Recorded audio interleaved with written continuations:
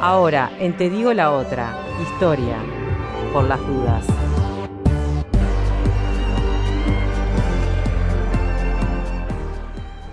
Mientras el dólar en Argentina alcanza límites insospechados y Macri dice cosas sospechosamente similares a De la Rúa, dice que soy aburrido. Desde Te digo la otra, ofrecemos un servicio a la comunidad repasando los sucesos de la crisis del 2002, que casualmente tuvo su origen en Argentina, nuestro pueblo hermano. Porque más que hermanos somos siameses, ellos comen picante y nosotros... Bueno, se entiende. Pese a que nos dicen que las crisis son cíclicas y que en chino significa oportunidad, cosa que no es cierta porque tanto en Pekín como en Nuevo París el significado de crisis está más cerca del dolor que de la oportunidad. Por todo esto y algo más, siempre conviene tener presente un poco de historia, por las dudas. Mientras suenan las alarmas por la situación crítica, muy crítica que atraviesa hoy la República Argentina, es imposible no mirar hacia atrás y recordar aquel 2001 cuando también la situación crítica de la Argentina se nos venía encima. Una manga de... no, perdón. No, por favor, no volvamos a caer en lo mismo. Y con el profe Jonah Rodríguez vamos a hablar un poco de, bueno, cómo fue aquel año 2001, que en Uruguay pegó más en el 2002, los pormenores de una crisis económica con salida política. Cuando la política le ganó a la economía, también lo podríamos llamar, algo ¿no? así. Capaz que no. No ganó, ojo, pero empató. Le empató. Capaz que no. Lo que pasa es que decir que ganó después de una de las crisis más grandes que tuvo nuestro país. No ganó nadie, ¿no? Claro. Bueno, ganaron algunos que vaciaron banco y eso, ¿no? Sí. No, incluso si bien el ingreso cayó, también hubo una redistribución regresiva. Hubo sectores que se beneficiaron y mucho, ¿no? Sobre todo con el aumento del dólar, ¿no? Exactamente. Ahí hubo una redistribución regresiva del ingreso que favoreció a algunos y obviamente que perjudicó a la mayoría. Vamos a poner en contexto. Vamos arriba, ¿no? Esta es una segunda parte de una columna que comenzamos hace unos programas atrás. Que la pueden buscar en YouTube, ¿no? La primera columna sobre la crisis del 2002. Exacto. Y en esa columna, de alguna manera...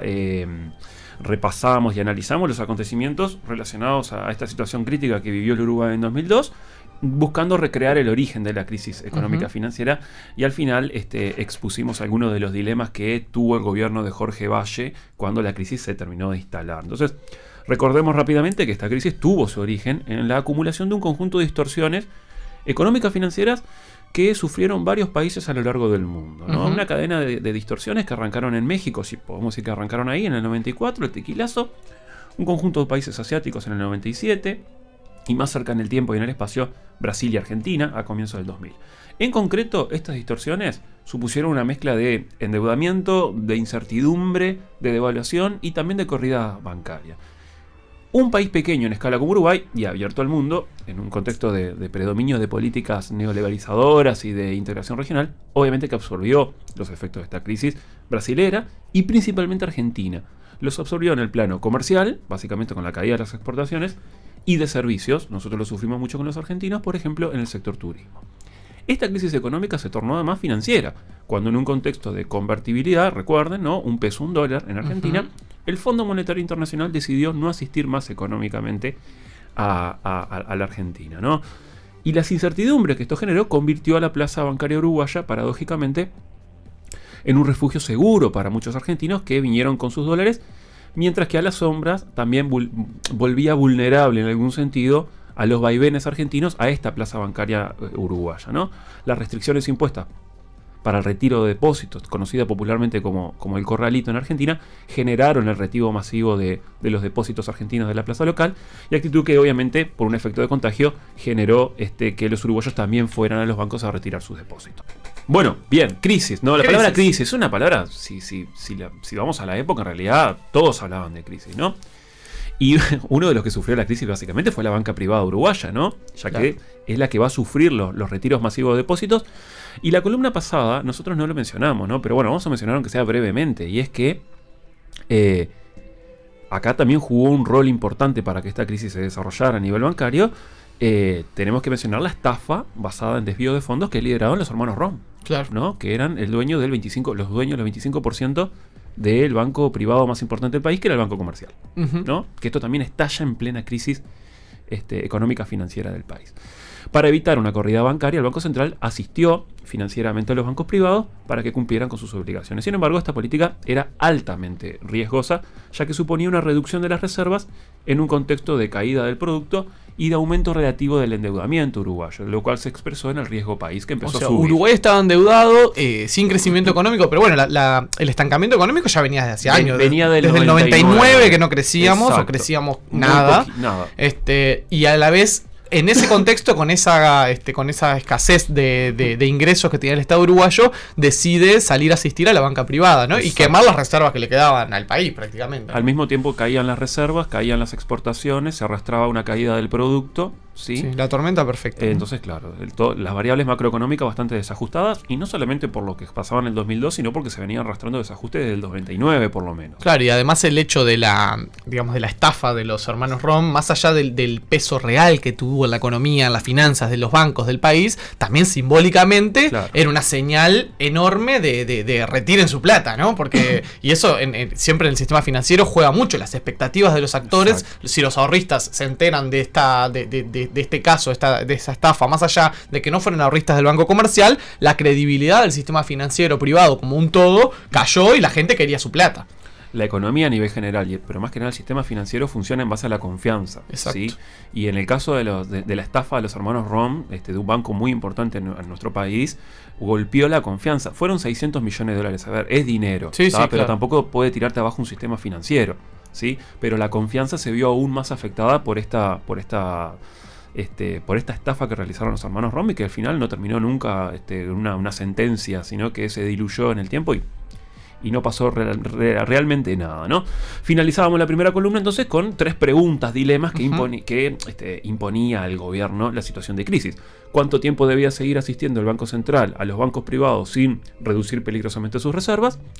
¿Cómo obtener recursos fiscales cuando había caída de la actividad y el crédito se había reducido debido al aumento del riesgo país? Claro, también eso, ¿no? No había de dónde sacar plata porque Claro. la economía no crecía, ¿no? No se le podían poner impuestos a los exportadores, a los industriales, porque estaban todos en crisis. Exacto. Y desde afuera la plata no aparecía No porque aparecía. Uruguay se convirtió en un destino riesgoso para el capital Exactamente. internacional. No tenía la suficiente capacidad para poder endeudarse y después asegurar el pago de la deuda. Ujú. Y cómo operar, además, una devaluación del peso uruguayo para ganar competitividad, fundamentalmente con Argentina y con Brasil, sin que ello generara una espiral inflacionaria que afectara a una población que además ya tenía los efectos del desempleo y la caída del salario real. Argentina y Brasil devalúan, Uruguay tiene que acompañar por el hecho de la competitividad, porque si no Exacto. acompaña, Uruguay se No le encarece vemos, mucho respecto exacto. al mundo, pero en un contexto de crisis, acompañar y devaluar la moneda, que fue lo que Uruguay finalmente hizo, Tuvo que hacer. aumenta la inflación, porque los precios en dólares se encarecen, y también se sabe que la devaluación aumenta la pobreza, aumenta la carestía de precios y problemas para generar empleo. Entonces, mamita. Exactamente, todo este combo en el 2002, ¿no? Bueno, hasta ahí nosotros habíamos visto en la primera columna, ¿no? La crisis Bien, nos económica. pusimos a tiro con la Ahí clase, está, vamos creo que arriba. era como para retomar. Bueno, pero Repaso, esta crisis estamos. económica tenía además un correlato social, ¿no? Sí, Detrás claro. de esto hay personas. La caída del producto, recién decíamos, entre el 99 y el 2002 fue del 17,5%. Eso cayó el producto, no el PBI. Hizo que la tasa de desempleo también trepara a los máximos históricos. Estuvo en el entorno al 17% en el 2002.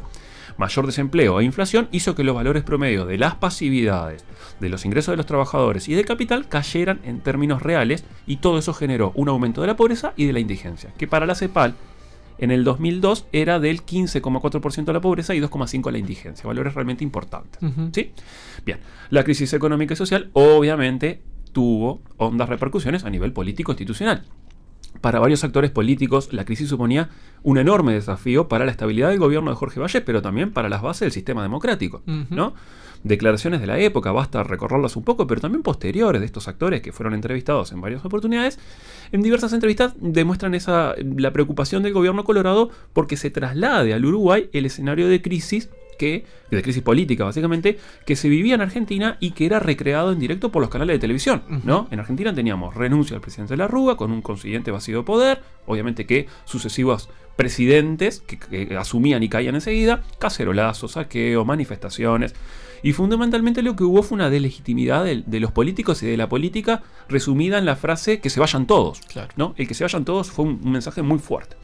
Ese era el miedo de acá, de que se replicara esto en el sistema político uruguayo. Un que se vayan todos, que luego adoptarían todas las hinchadas futbolísticas cada vez que un Que no plantel quede uno solo, realiza ¿no? una penosa actuación. Empieza el que se vayan todos, que no quede ni uno solo, que bueno, por suerte es circunscrito a algo que importa muy poco como es Ya el no, fútbol, ya no, sí, exacto, es verdad, no, está bien.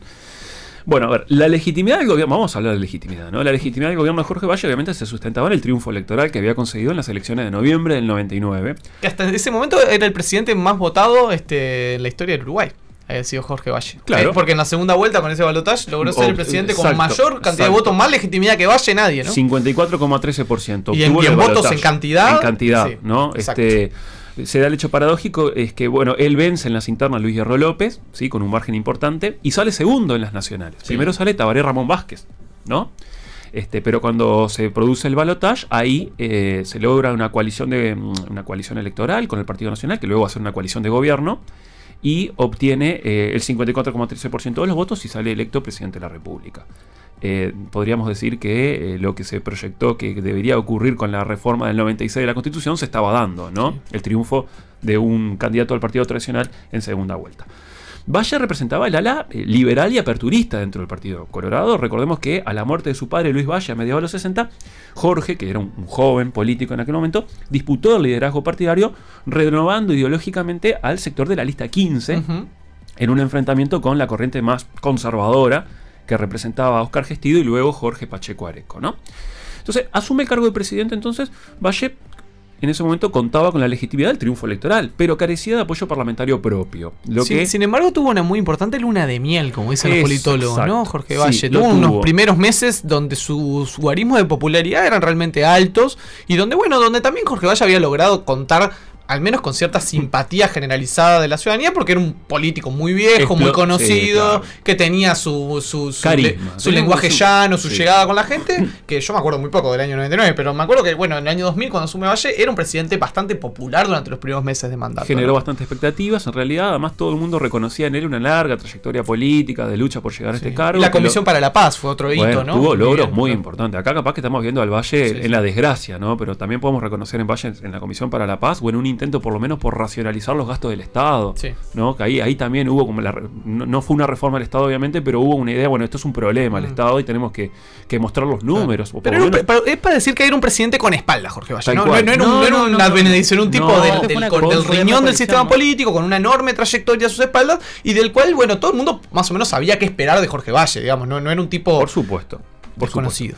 En los hechos, que fue un gobierno de coalición, además. Claro, en los hechos en realidad tuvo que construir una coalición. Claro, ¿sí? Claro. Lo cual no era algo alejado de la historia política de nuestro país, ¿no? Las coaliciones siempre existieron, gobierno de coparticipación y coalición. En este caso la construyó con el Partido Nacional y acá siempre la calle Herrera menciona lo anecdótico de un Herrera votando a un Valle. Sí, ¿no? Claro. Porque, claro, en la segunda vuelta el Partido Nacional recomendó que se votara a Jorge Valle. Más allá de este carisma personal que tenía Valle y el peso de su apellido, es un Valle, ¿sí? En el 2002 ya había terminado esta luna de miel. Sí, ¿no? ya había terminado esta luna de miel. Y la coalición de gobierno en un contexto de crisis económica también empezó a debilitarse, ¿no? Y esta coalición se resiente a mediados de 2002 cuando el Partido Nacional hizo público su rechazo a la política económica de ajuste implementada por el gobierno en febrero, ¿sí? Una política de ajuste como para de alguna manera reducir los gastos y aumentar los ingresos. Y en agosto de 2002, cuando el Partido Nacional acompaña el pedido del Frente Amplio luego de una recordada interpelación de Alberto Culié, pide la renuncia del ministro de Economía Alberto Bención, ¿sí?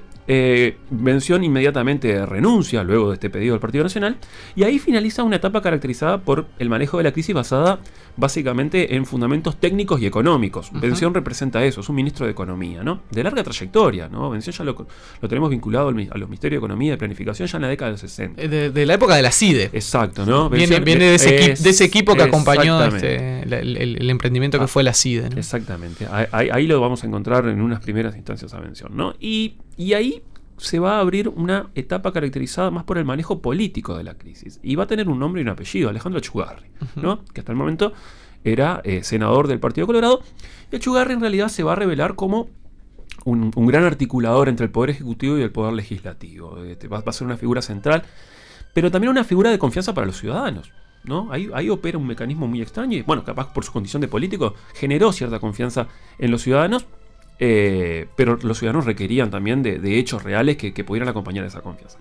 Pero no solo el Partido Nacional asumió una actitud crítica hacia el gobierno de Jorge Valle, desde el Frente Amplio obviamente, mientras Tabaré Vázquez señalaba que la crisis financiera llevaría a una crisis total al estilo argentino, aunque valoraba la fortaleza del sistema político para enfrentarla. Otros sectores dentro de la coalición de izquierda valoraban la posibilidad de llamar a elecciones anticipadas, en caso de que existiera un vacío de poder, o directamente provocar la caída del gobierno, ¿no? Básicamente dentro del Partido Comunista se manejó, esa hipótesis. se rumoreó al menos esta hipótesis.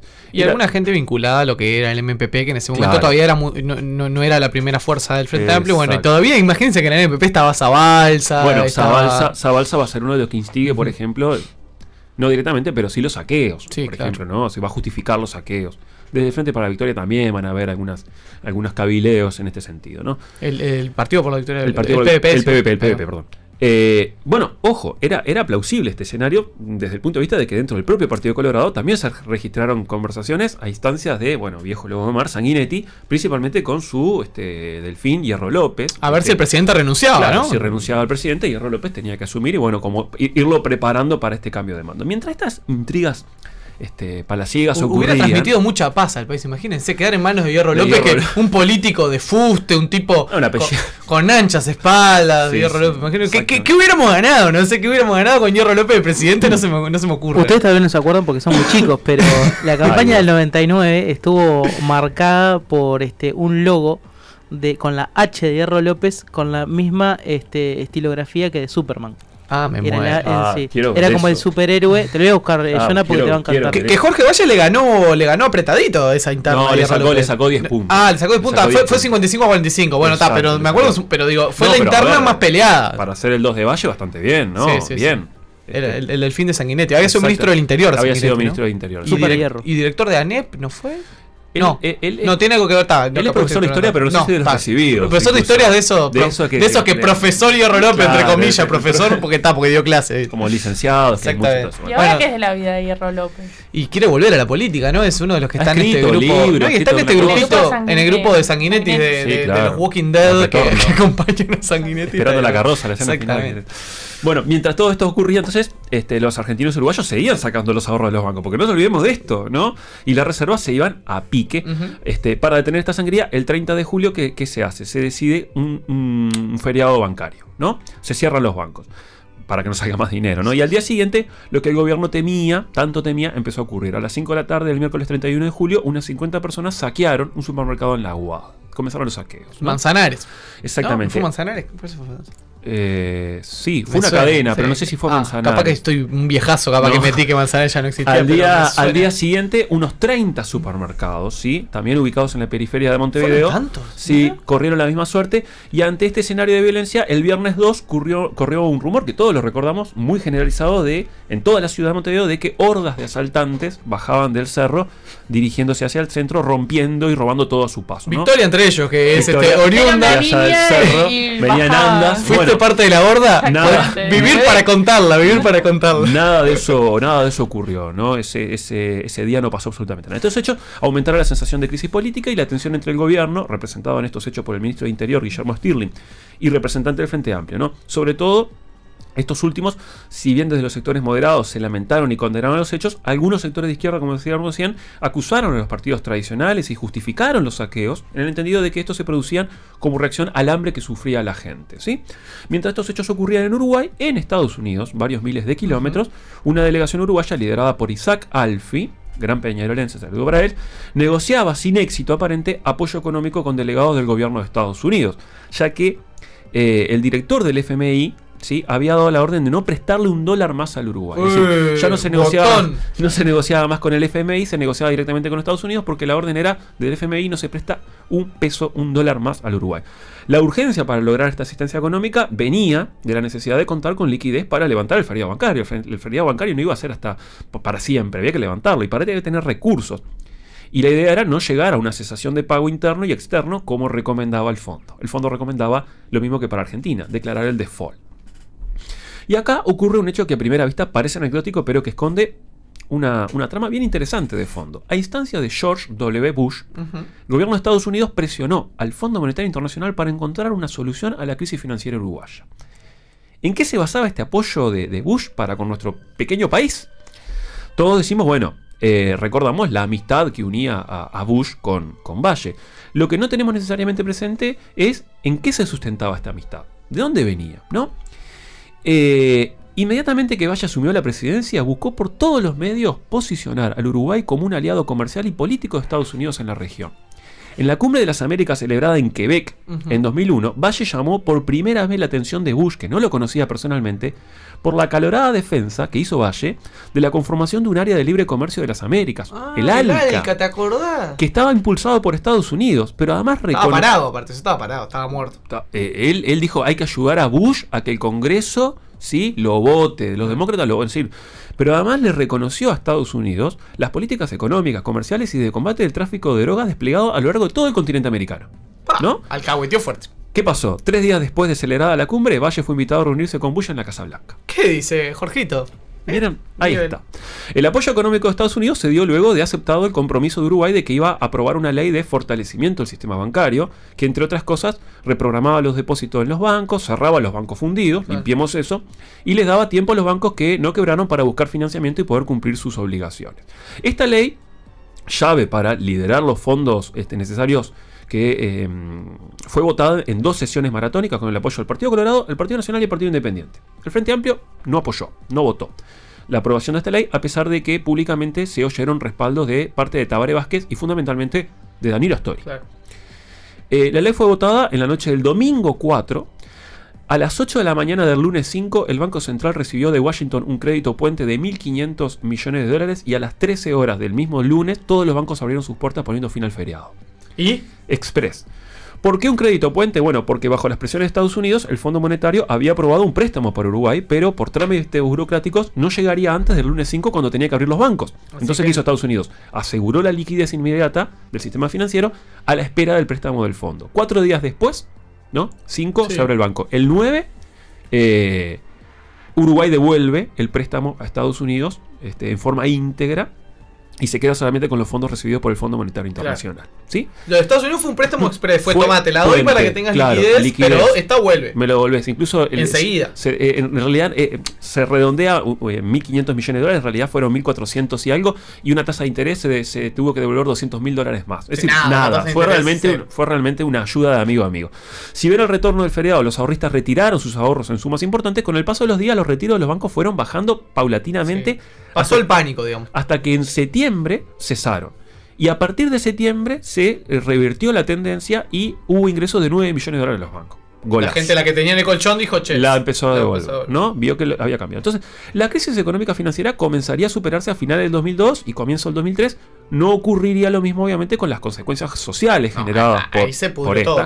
2003 incluso fue un año peor en términos socioeconómicos para el país, ¿no? De desempleo, de pobreza, todas las peores consecuencias de la crisis se vieron en el 2003, 2004. En el 2003-2004, ¿no? Así que si bien la economía empieza a mostrar indicadores de crecimiento, eso no se traslada. Y el aumento de los asentamientos, de la gente, los carritos, ¿no? Marginalidad, asentamiento, pobreza, caída del ingreso. Bueno, terrible, ¿no? Y eso lo que de alguna manera va a justificar que el Frente Amplio en el poder de 2005 implemente un plan de emergencia, ¿no? Justamente una política de choque focalizada para esos sectores. Paradójicamente, y ya para cerrar, Jorge Valle, que personificó inmediatamente todas las responsabilidades del origen y las consecuencias de la crisis, con el paso de los años se lo fue valorando de una manera distinta, ¿no? Distintas voces lo fueron viendo como un actor clave para el manejo exitoso de la crisis, ¿no? Incluso el modelo de la salida uruguaya se trasladó a otros países o se veía cómo se había gestionado la crisis acá y que se podía replicar en otros países que sufrían más o menos este tipo de inconvenientes. Obviamente que no ocurrió lo mismo con el Partido Colorado. No, el Partido Colorado se llevó todas las de perder. El Frente Amplio, por su parte, que ya venía en una tendencia electoral ascendente desde el retorno a la democracia, jugó un claro rol de oposición que fluctuó entre el cuidado de la institucionalidad democrática, los sectores más moderados, y la búsqueda de un cambio de gobierno a los sectores un poco más radicales. En el fondo, en el Frente Amplio triunfó un claro cálculo político electoral. Vamos a esperar. Claro, que tenemos elecciones en 2 años, vamos a esperar. Lo llevó a no apoyar el que se vayan todos. Claro, no le servía. Tampoco. Y lo orientó a mostrarse como la única opción que representaba un verdadero cambio. Cambiemos fue el eslogan para esa elección, ese triunfo 2005. Finalmente, la crisis económica la superó el sistema político todo. Los diversos actores y sus distintos intereses lograron aunarse al menos en una idea fuerte. Las instituciones democráticas importan.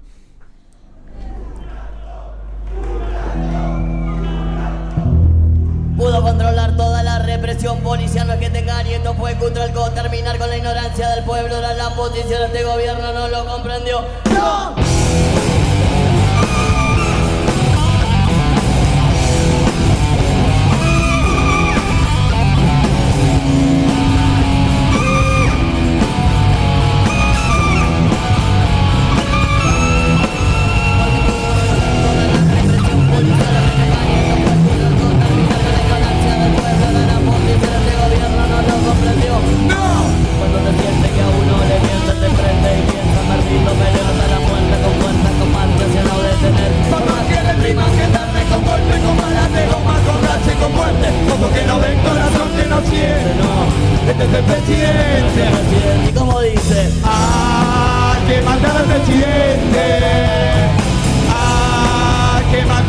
todos. Sí, si no, ¿para qué me quedo acá?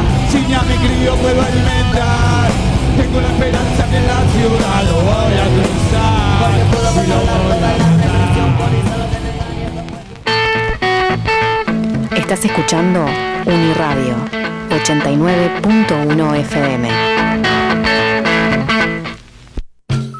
Periferia, con la producción de Cecilia Osorio. Análisis internacional con una mirada cercana a realidades lejanas. Viernes 8:30 horas, con repetición los sábados a las 10 y los martes a las 21 horas. Periferia.